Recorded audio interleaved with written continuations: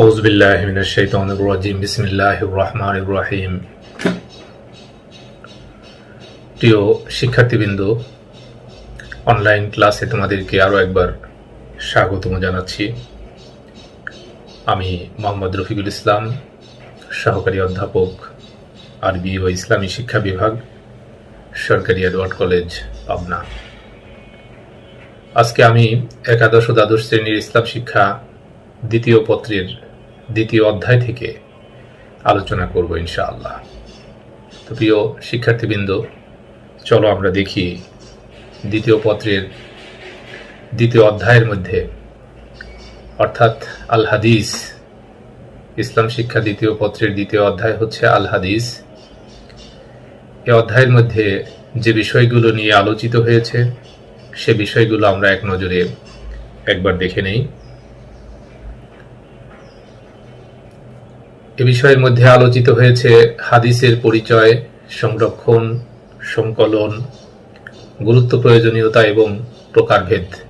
এগুলো আলোচিত হয়েছে এই অধ্যায়ের মধ্যে। এরপরে আলোচিত হয়েছে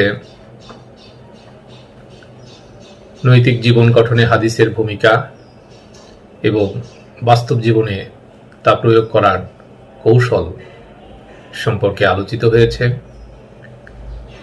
এরপরে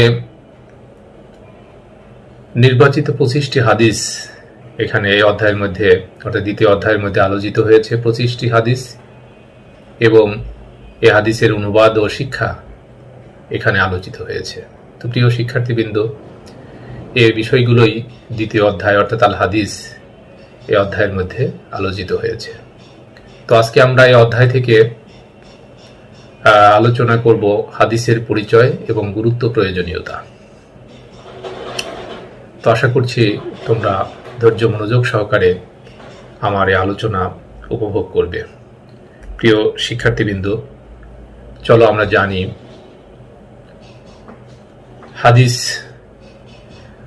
হাদিসের পরিচয় সম্পর্কে আমরা প্রথমে একটু জ্ঞান লাভ করি। আমরা জানি যে ইসলামী শরীয়তের মূল নীতি হচ্ছে 4টি, অর্থাৎ কোরআন, হাদিস, ইজমা এবং কিয়াস। এই 4টি মূল নীতির মধ্যে দ্বিতীয় মূল নীতি হচ্ছে আল হাদিস। আল হাদিস এ শব্দটি আরবি শব্দ। এ শব্দের অর্থ হচ্ছে বাণী, উক্তি, সংবাদ, বর্ণনা, উপদেশ ইত্যাদি। কিন্তু এই হাদিস এই শব্দটি একটি পরিভাষা, এটা একটি ইসলামী পরিভাষা। এর শাব্দিক অর্থ আমরা জানলাম। ইসলামী শরীয়তের পরিভাষায় হাদিস বলা হয় আমাদের প্রিয় নবী হযরত মুহাম্মদ মুস্তাফা সাল্লাল্লাহু আলাইহি ওয়াসাল্লামের কথা, কাজ এবং মৌন সম্মতি। কথা, কাজ এবং মৌন সম্মতিকে হাদিস হিসেবে ইসলামী শরীয়তের পরিভাষায় এটাকে সাব্যস্ত করা হয়েছে। অর্থাৎ মহানবী সাল্লাল্লাহু আলাইহি ওয়াসাল্লাম যা বলেছেন, যা করেছেন এবং যে সমস্ত কাজ তিনি সাহাবীদের, তার সামনে যে সমস্ত কাজ সাহাবীরা করেছে বা বলেছে, এটাতে তিনি চুপ থেকেছেন, অর্থাৎ মৌন সম্মতি জ্ঞাপন করেছেন। এগুলো হাদিস হিসেবে সাব্যস্ত হয়েছে, স্বীকৃত হয়েছে। তো প্রিয় শিক্ষার্থীবৃন্দ, তো এটা হচ্ছে পারিভাষিক দৃষ্টিকোণ থেকে হাদিস। এরপরে হাদিসের সংজ্ঞায় বিভিন্ন ইসলামী মনীষী বিভিন্ন সংজ্ঞা নিরূপণ করেছেন। যেমন আল্লামা রাগিব ইসফাহানি বলেন, হাদিস আর হুদুস বলতে বোঝায় একটি অস্তিত্বহীন জিনিসের অস্তিত্ব লাভ করা। অর্থাৎ কোনো অস্তিত্বহীন জিনিসকে অস্তিত্বে নিয়ে আসা, তা কোনো মৌলিক জিনিস হোক বা অথবা অমৌলিক জিনিস হোক। কথা তো তাই, আসলে যে যে যে কথাটা ছিল না সেটা কথা বলার পরেই কথা হয়, কাজ যেটা ছিল না সেটা করার পরেই সেটা কাজ হয়। অর্থাৎ অস্তিত্বহীন কোনো জিনিসকে অস্তিত্বে নিয়ে আসা, এটাকে হাদিস হিসেবে তিনি সাব্যস্ত করেছেন। অনুরূপভাবে আল্লামা আবুল বাকা বলেন, আল হাদিসু হুয়া ইসমুম মিনাত তাহদিস ওয়া হুয়া ইখবারুন। অর্থাৎ কথা বলার ও সংবাদ দানের নামই হলো হাদিস। কথা বলা এবং সংবাদ দানের নামই হলো হাদিস। তাহলে আমরা মূল যে সংজ্ঞা সেটা হচ্ছে যে আমাদের হাদিস হচ্ছে কথা, বাণী ইত্যাদি, এটা শাব্দিক অর্থ। আর পারিভাষিক অর্থ হচ্ছে মহানবী সাল্লাল্লাহু আলাইহি ওয়া আলিহি ওয়াসাল্লামের কথা, কাজ এবং মৌন সম্মতি, এটার নামই হচ্ছে হাদিস। ইমাম সাখাবী হাদিসের সংজ্ঞায় উল্লেখ করেছেন যে কাউলু রাসূলিল্লাহি সাল্লাল্লাহু আলাইহি ওয়া আলিহি ওয়াসাল্লাম ওয়া ফি'লুহু তাকরীরুহু ওয়া সিফাতুহু হাত্তা আল হারাকাত ওয়া সুকুত ফিল ইয়াকযাতি ওয়ান নাওম। অর্থাৎ এখানে সাখাবী, ইমাম সাখাবী হাদিসের সংজ্ঞায় বলেছেন যে হাদিস বলতে বোঝায় রাসূলুল্লাহ সাল্লাল্লাহু আলাইহি ওয়াসাল্লামের কথা, কাজ, সমর্থন, অনুমোদন এবং তার গুণ, এমনকি জাগরণ ও নিদ্রাবস্থায় তাঁর যাবতীয় গতিবিধি এবং তৎপরতাও হাদিসের অন্তর্ভুক্ত। অর্থাৎ মহানবী সাল্লাল্লাহু আলাইহি ওয়াসাল্লামের ঘুমে থাকুক অথবা জাগরিত থাকুক, সর্বাবস্থায় তার যাবতীয় অ্যাক্টিভিটি, যাবতীয় গতিবিধি এবং তৎপরতা সবই হাদিসের অন্তর্ভুক্ত। তাহলে হাদিস বলতে আমরা হাদিসের মোটামুটি একটা পরিচয় পেলাম। পরবর্তীকালে অনেকেই সাহাবী, তাবেঈ, তাবেঈগণের কথা, কাজ ও সমর্থনকেও হাদিস বলে থাকেন। অর্থাৎ কথা, এটা তাদের কথা, সাহাবীদের কথা বা তাবেঈদের কথা, তাবেঈদের বাণী হতে পারে। যেমন ইবনে হাজার আসকালানী বলেন যে পূর্বকালের মনীষীগণ, সাহাবা, তাবেঈ ও তাবেঈগণের কথা ও কাজের বিবরণ এবং তাদের ফতোয়া সময়ের উপর হাদিস নাম এটা ব্যবহার করতেন। তবে ব্যাপক অর্থে এগুলোকে হাদিস বলা হলেও এদের মর্যাদা ভিন্ন ভিন্ন। এগুলোকে আবার হাদিস বিশারদগণ বিভিন্ন নামে অভিহিত করেছেন। যেমন রাসূল সাল্লাল্লাহু আলাইহি ওয়াসাল্লামের হাদিসকে হাদিসে মারফু হিসেবে অভিহিত করেছেন, সাহাবীদের হাদিসকে হাদিসে মাওকুফ এবং তাবেঈদের হাদিসকে হাদিসে মাকতুব বলে অভিহিত করেছেন। তাহলে হাদিসের সংজ্ঞার দৃষ্টিকোণ থেকে সাহাবীদের, নবী সাল্লাল্লাহু আলাইহি ওয়াসাল্লামের হাদিসকে হাদিসে মারফু এবং সাহাবীদের হাদিসকে হাদিসে মাওকুফ এবং তাবেঈদের হাদিসকে হাদিসে মাকতুব বলা হয়েছে। প্রিয় শিক্ষার্থীবৃন্দ, এখানে এই যে পরিভাষাগুলো আমি ব্যবহার করলাম এগুলো তোমরা মনে রাখবে, তোমাদের পরীক্ষায় এই বিষয়গুলো আসতে পারে।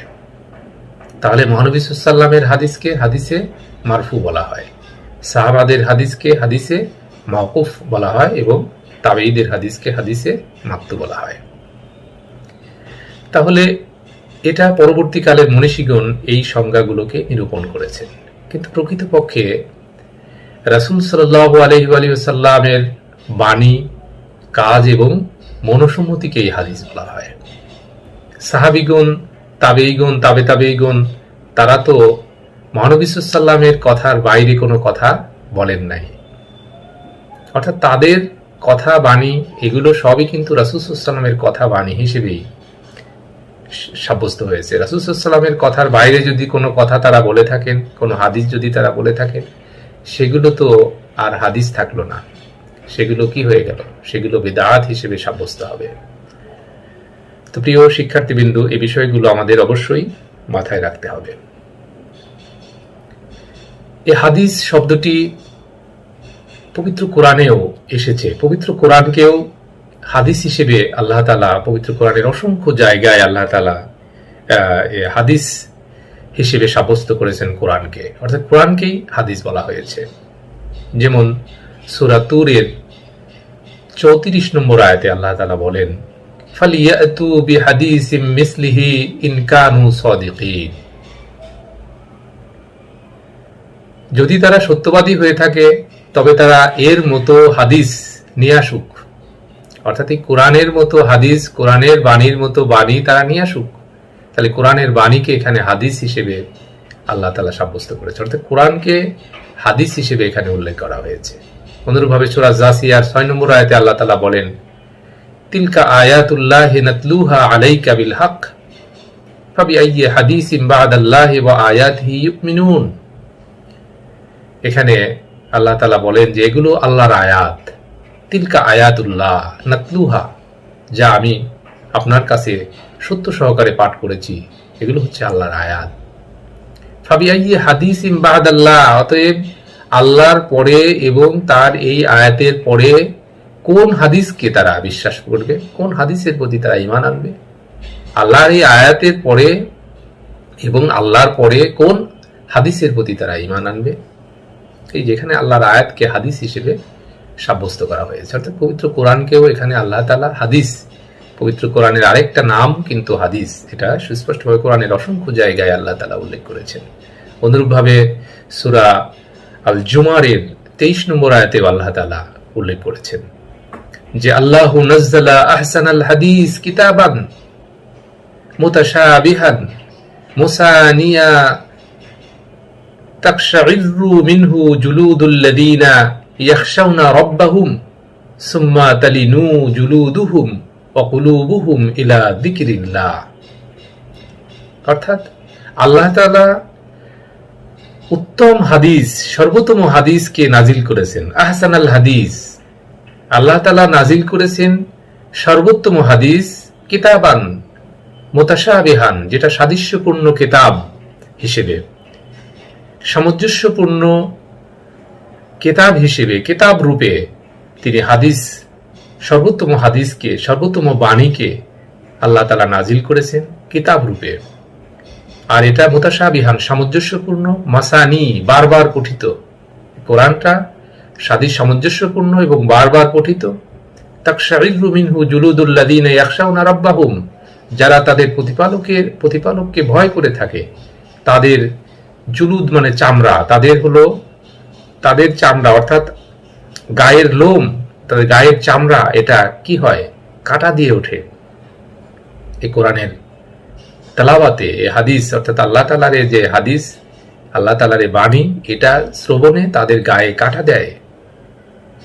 সুম্মা তালিনু জুলুদুহুম ওয়া কুলুবুহুম ইলা যিকরিল্লাহ, এবং আল্লাহর স্মরণে তাদের অন্তর এবং তাদের গায়ের লোম, গায়ের চামড়া, এটা কি হয়? তাদের আল্লাহর স্মরণে বিনম্র হয়ে যায়। তালিনু, লীন হয়ে যায়, নম্র হয়ে যায়, বিনম্র হয়ে যায়। যালিকা হুদাল্লাহি ইয়াহদি বিহি মান ইয়াশা, আর এটাই হচ্ছে আল্লাহর হিদায়াত, তিনি যাকে ইচ্ছা তাকে হিদায়াত দান করে থাকেন। তো প্রিয় শিক্ষার্থীবৃন্দ, এখানেও আল্লাহ তাআলা তার বাণীকে হাদিস হিসেবে অভিহিত করেছেন। অর্থাৎ এখানে হাদিস শব্দটি কোরআনকে হাদিস হিসেবে সাব্যস্ত করেছেন। তাহলে নবী সাল্লাল্লাহু আলাইহি ওয়াসাল্লামের বাণী হাদিস হিসেবে নামকরণ হলো কেন? এটা একটা প্রশ্ন আসতে পারে প্রিয় শিক্ষার্থীবৃন্দ। এখানে আল্লাহর বাণী কোরআনকে হাদিস বলা হয়েছে, তাহলে নবী সাল্লাল্লাহু আলাইহি ওয়াসাল্লামের বাণীকে হাদিস বলা হয় কেন? এটা একটা প্রশ্ন আসতে পারে। এই প্রশ্নটা আমাদের মনে জাগরিত হতে পারে। তো প্রিয় শিক্ষার্থীবৃন্দ, এই সম্পর্কেও আল্লাহ তাআলা পবিত্র কোরআনের সূরা ইউসুফের 6 নম্বর আয়াতে আল্লাহ তাআলা এই সমস্যার সমাধান করে দিয়েছেন। আল্লাহ তাআলা বলেছেন যে ওয়া কাযালিকা ইয়াজতাবিকা রাব্বুকা ওয়া ইউআল্লিমুকা মিন তা'বীরিল আহাদিস, অনুরূপভাবে আপনার রব আপনাকে মনোনীত করেছেন হে রাসূল, এমনিভাবেই আল্লাহ তাআলা আপনার রব আপনাকে মনোনীত করেছেন। ওয়া ইউআল্লিমুকা, এবং আপনাকে শিক্ষা দিয়েছেন, মিন তা'বীরিল আহাদিস, হাদিসের ব্যাখ্যা, হাদিস সমূহের ব্যাখ্যা। অর্থাৎ আল্লাহ তাআলা যে হাদিস সমূহ দিয়েছেন, যে বাণী সমূহ দিয়েছেন, যে কোরআন নাজিল করেছেন, এর তাবিল, এর ব্যাখ্যাও আল্লাহ তাআলা আপনাকে শিক্ষা দিয়েছেন। তাহলে এই যে কোরআনের ব্যাখ্যা, কোরআনের তাবিল, এটা আল্লাহ তাআলা আমাদের প্রিয় নবী সাল্লাল্লাহু আলাইহি ওয়াসাল্লামকে শিক্ষা দিয়েছেন। তাহলে কোরআন যদি হাদিস হয়ে থাকে, নবী সাল্লাল্লাহু আলাইহি ওয়াসাল্লাম যে কোরআনের যে তাবিল করেছেন, কোরআনের যে ব্যাখ্যা বিশ্লেষণ করেছেন, সেটাও আল্লাহ তাআলা নবী সাল্লাল্লাহু আলাইহি ওয়াসাল্লামকে শিক্ষা দিয়েছেন। এজন্যই নবী সাল্লাল্লাহু আলাইহি ওয়াসাল্লামের বাণী, নবী সাল্লাল্লাহু আলাইহি ওয়াসাল্লাম কোরআনের ব্যাখ্যা বিশ্লেষণে, নবী সাল্লাল্লাহু আলাইহি ওয়াসাল্লাম যা কিছু করেন, যা কিছু বলেন, এসবই আল্লাহর পক্ষ থেকেই তিনি বলে থাকেন। আল্লাহ তাআলা পবিত্র কোরআনে বলেছেন যে আমা ইয়ান্তিকু আনিল হাওয়া ইন হুয়া ইল্লা ওয়াহয়ু ইউহা, অর্থাৎ নবী সাল্লাল্লাহু আলাইহি ওয়াসাল্লাম যা বলেন তার মন গড়া কোনো কথা তিনি বলেন না, তিনি যা বলেন সেটা আল্লাহর পক্ষ থেকেই বলেন। তাহলে আমাদের প্রিয় নবী সাল্লাল্লাহু আলাইহি ওয়াসাল্লাম পবিত্র কোরআনের বাইরে যে কথাগুলো বলেছেন সে কথাগুলো হাদিস হিসেবে সাব্যস্ত হয়েছে। প্রিয় শিক্ষার্থীবৃন্দ, আশা করছি তোমরা বিষয়টি বুঝতে পেরেছ। কোরআন এবং কোরআনকেও আল্লাহ তাআলা হাদিস হিসেবে সাব্যস্ত করেছেন, আবার নবী সাল্লাল্লাহু আলাইহি ওয়াসাল্লামের বাণীও এটাকেও হাদিস হিসেবে সাব্যস্ত করা হয়েছে এই দৃষ্টিকোণ থেকে। যেহেতু নবী সাল্লাল্লাহু আলাইহি ওয়াসাল্লাম যা বলেছেন, যা করেছেন, এটা আল্লাহর পক্ষ থেকেই তিনি করেছেন এবং বলেছেন, অর্থাৎ আল্লাহর নির্দেশনার বাইরে তিনি কোনো কিছুই বলেননি এবং করেননি। তো প্রিয় শিক্ষার্থীবৃন্দ, আশা করি তোমরা হাদিসের পরিচয় সম্পর্কে মোটামুটিভাবে একটা ধারণা লাভ করতে পেরেছ। আরেকটা বিষয় হাদিস এবং সুন্নাত। সুন্নাতকেও হাদিস হিসেবে সাব্যস্ত করা হয়। তাহলে হাদিস এবং সুন্নাত কি? সুন্নাত শব্দের অর্থ হচ্ছে পদ্ধতি, রীতি নীতি, এটা চলার পথ, রীতি নীতি, পদ্ধতি, এটার নাম হচ্ছে সুন্নাত। ইমাম রাগিব ইসফাহানি বলেন যে ওয়াসুন্নাতুন নবী সাল্লাল্লাহু আলাইহি ওয়া সাল্লাম তরিকাতুহুল্লাতী ইয়াতাহাররাহা, অর্থাৎ সুন্নাতুন নবী বলতে সে পথের রীতিনীতিকে, পদ্ধতিকে বোঝায় যা নবী সাল্লাল্লাহু আলাইহি সাল্লাম বাছাই করে নিতেন এবং অবলম্বন করে চলতেন। অর্থাৎ নবী সাল্লাল্লাহু আলাইহি সাল্লাম যে রীতি নীতি পদ্ধতিতে নিজে চলতেন এবং সাহাবীদেরকেও চলতে বলতেন, সেটাই হচ্ছে সুন্নাত। এই দৃষ্টিকোণ থেকেও সুন্নাত এবং হাদিসের মধ্যে কোনো পার্থক্য নেই। সুন্নতকেও হাদিস হিসেবে সাব্যস্ত করা হয়ে থাকে। আরেকটা দৃষ্টিকোণে সুন্নত শব্দটিও পবিত্র কোরআনের মধ্যে এসেছে। আল্লাহ তাআলা সূরা বনী ইসরাঈলের ৭৭ নম্বর আয়াতে আল্লাহ তাআলা বলেছেন, সুন্নাতা মান কাদ আরসালনা ক্বাবলাকা মির রুসুলিনা ওয়ালা তাজিদু লিসুন্নাতা তাহবিলা, সুন্নাতিনা তাহবিলা। অর্থাৎ এখানে আল্লাহ তাআলা বলতেছেন যে সুন্নাতা মান কাদ আরসালনা ক্বাবলাকা, আপনার পূর্বে আমি যে রাসূলদেরকে পাঠিয়েছি এটা হচ্ছে এরূপ একটা নিয়ম ছিল। অর্থাৎ আপনার পূর্বে আমি যত রাসূল প্রেরণ করেছি তাদের ক্ষেত্রেও এরূপ নিয়মই, এরূপ সুন্নতি ছিল। অর্থাৎ তাদের ক্ষেত্রে যে রীতিনীতি পদ্ধতি, যে সুন্নত ছিল, আপনার ক্ষেত্রেও সেই রীতিনীতি পদ্ধতি। অর্থাৎ সুন্নত রাসূল প্রেরণের ক্ষেত্রে যে রীতিনীতি পদ্ধতি, এটা আপনার পূর্বে আমি যত রাসূল প্রেরণ করেছি তাদের ক্ষেত্রেও এরূপই নিয়ম পদ্ধতি ছিল। ওয়ালা তাজিদু লিসুন্নাতিনা তাহবিলা, আর আমার সুন্নতের মধ্যে আপনি কোনো পরিবর্তন দেখতে পাবেন না। অর্থাৎ আল্লাহর সুন্নতে কোনো পরিবর্তন নেই, আল্লাহর রীতিনীতির মধ্যে কোনো পরিবর্তন নাই। অর্থাৎ আল্লাহ তাআলা যে রীতিনীতি পদ্ধতি নবী সাল্লাল্লাহু আলাইহি ওয়াসাল্লামকে শিক্ষা দিয়েছেন, সেই রীতিনীতি পদ্ধতি অনুযায়ী আমাদের প্রিয় নবী সাল্লাল্লাহু আলাইহি ওয়াসাল্লাম চলেছেন এবং সাহাবীদেরকেও চলতে বলেছেন। এই দৃষ্টিকোণ থেকে সুন্নাতান নবী এটাকেও হাদিস হিসেবে সাব্যস্ত করা হয়ে থাকে। এছাড়াও আমাদের প্রিয় নবী সাল্লাল্লাহু আলাইহি ওয়াসাল্লাম সম্পর্কে আল্লাহ তাআলা পবিত্র কোরআনে অসংখ্য জায়গায় তার চারিত্রিক বৈশিষ্ট্য সম্পর্কে বলেছেন। উসওয়াতুন হাসানা হিসেবে সাব্যস্ত করা হয়েছে, সর্বোত্তম আদর্শ বলা হয়েছে। নবী সাল্লাল্লাহু আলাইহি ওয়াসাল্লামের আদর্শকে, নবী সাল্লাল্লাহু আলাইহি ওয়াসাল্লামের রীতিনীতি পদ্ধতিকে সর্বোত্তম আদর্শ বলে অভিহিত করা হয়েছে।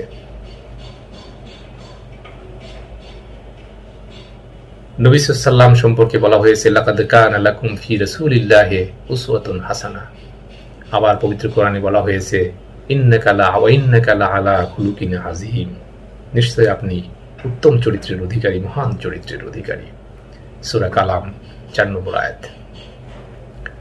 তো প্রিয় শিক্ষার্থীবৃন্দ, নবী সাল্লাল্লাহু আলাইহি ওয়াসাল্লাম সম্পর্কে আল্লাহ তাআলার এই যে বাণী, ওয়া ইন্নাকা লা আলা খুলুকিন আযীম, আবার সূরা আহজাবের ২১ নম্বর আয়াতে লাকাদ কানা লাকুম ফি রাসূলিল্লাহি উসওয়াতুন হাসানা, তোমাদের জন্য আল্লাহর রাসূলের মধ্যে রয়েছে উত্তম আদর্শ। অর্থাৎ রাসূল সাল্লাল্লাহু আলাইহি ওয়াসাল্লামের মধ্যে রয়েছে তোমাদের জন্য উত্তম আদর্শ, উত্তম অনুকরণীয় বিষয়, অনুসরণীয় বিষয়।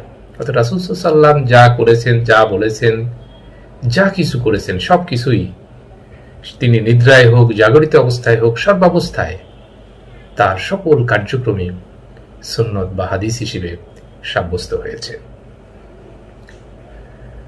তো কোরআনকেও হাদিস হিসেবে উল্লেখ করা হয়েছে, হাদিসকেও অর্থাৎ নবী সাল্লাল্লাহু আলাইহি ওয়াসাল্লামের বাণীকে, অর্থাৎ আল্লাহর বাণীকেও হাদিস হিসেবে সাব্যস্ত করা হয়েছে, মহানবী সাল্লাল্লাহু আলাইহি ওয়াসাল্লামের বাণীকেও হাদিস হিসেবে সাব্যস্ত করা হয়েছে। তাহলে পার্থক্য কোথায়?